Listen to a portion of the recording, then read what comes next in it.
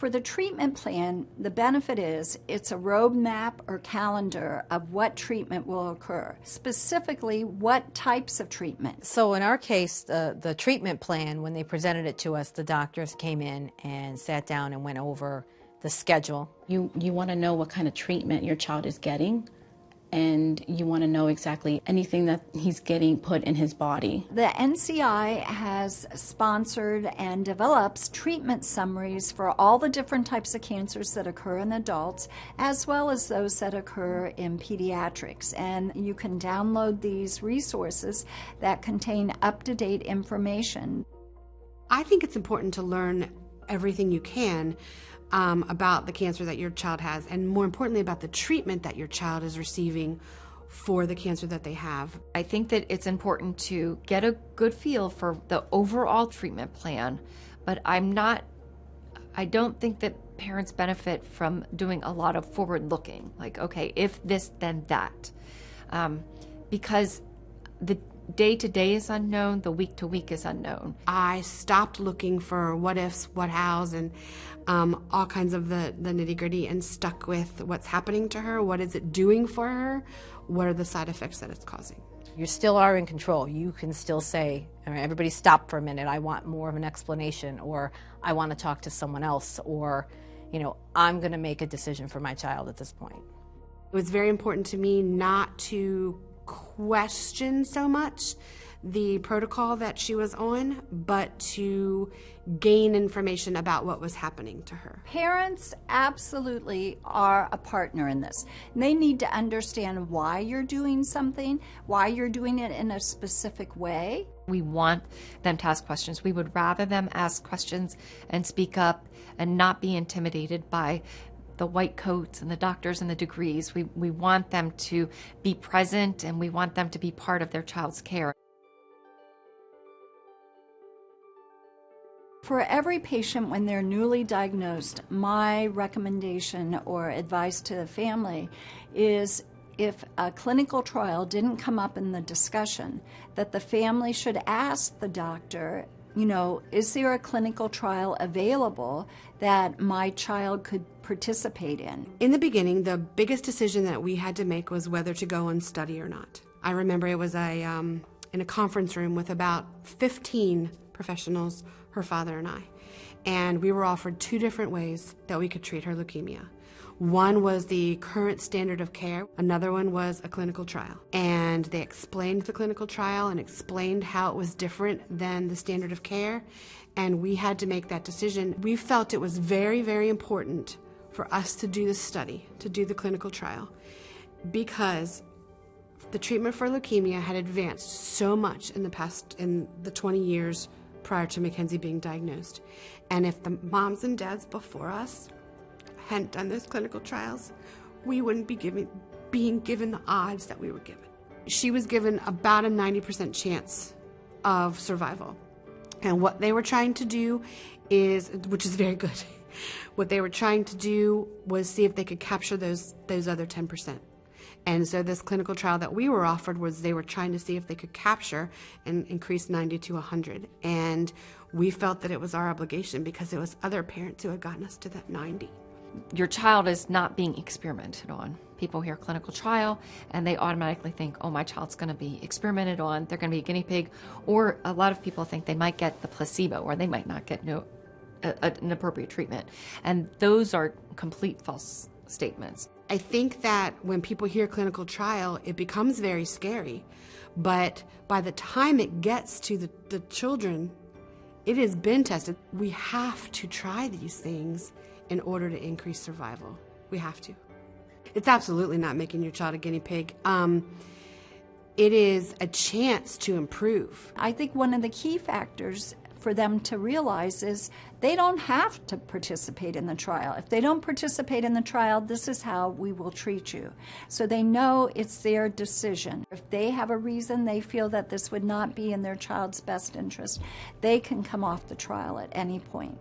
The successes that we have today in treating children with cancer have come from the parents that have come before that have had their children on clinical trials, where we've been able to compare year over year, decade over decade, the treatments that we have with newer and potentially better treatments. And so the gains that we have, the outcomes that we have now, are based on those previous studies.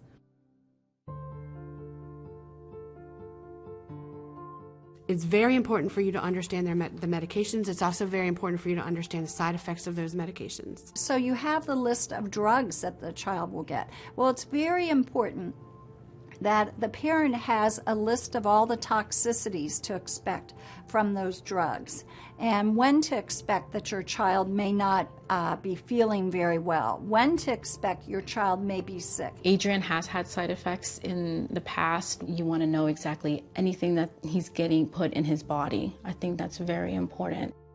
Knowing some of those side effects in advance helped us prepare to go, okay, he's going to need something to counteract this type of side effect. And it's a tweaking process, and you have to be prepared for that as well. So, you know, just because he was prescribed this nausea medication, 1 or 2 of them didn't work. So we had to try different nausea medications. So that's why it's so important that they're familiar with the toxicities from the therapy, when to expect those toxicities, and if they have any question about them, they need to call, because obviously the doctor or the nurse can't be with the patient 24/7. It's scary, I'll admit, looking those things up and seeing what things they can cause, you know, and knowing it's necessary to put that into your child.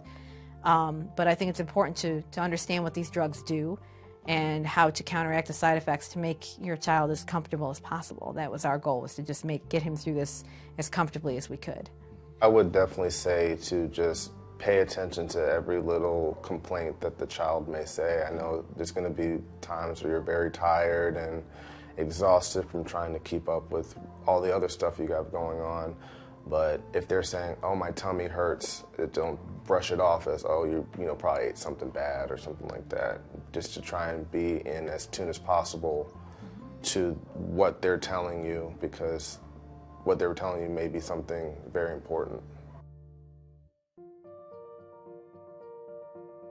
I think that the relationships that you establish with the people who are caring for your child, it shocked me. I giggle because it shocked me how dependent I became on them, how close I became to them, and how much I ended up loving some of them. These people see you at your very, very worst. They see you tired, they see you scared, they see you dirty. They see you at your very, very worst, and they love you because you're a human being. You see them at their worst, but you treat them like they're at their best. You don't take it personally. We know that people are overwhelmed. We know that they're sad. We know that they're mad. And we take it all because we know that that's the way their reactions are going to be. We expect it. You're going to be seeing them every day.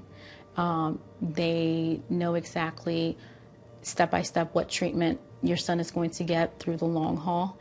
And the more you talk to them, I feel like you're going to get more of an insight of what's happening. Mackenzie relapsed, and Mackenzie has had the same team for 12 years. And so some of those people have helped me raise my daughter. But in the beginning, when you're just starting and you're just forming the relationships, they are your lifeline. There's, of course, physicians and nurses and nurse practitioners, but also social workers and child life specialists, and there's radiologists, and you get to know everybody in the sphere of your child's care. You get to know the lab person that's good at doing pokes on kids. You get to know the radiation tech that works to get your child checked in for their scans. So it's a great big group of people that are focused on getting you and your child through this. Nowadays, the treatment for cancer, most of it is done in the outpatient setting. So a child may come to the clinic, get their chemo, and then they go home. I think that being home and having to walk your child through this at home is actually a really big bonus. It's a plus compared to how it previously was when the kids were in the hospital for long lengths of time. Most of the journey takes place at home. And I felt that I needed to become an expert on giving her her medications. Incorporating it into your lifestyle, because it's going to be a part of your life. Paying attention to the child, because at any given moment you may need to make that quick trip to, the care facility. At home, it was more sanitary, really, preparation, because he's very compromised immune system.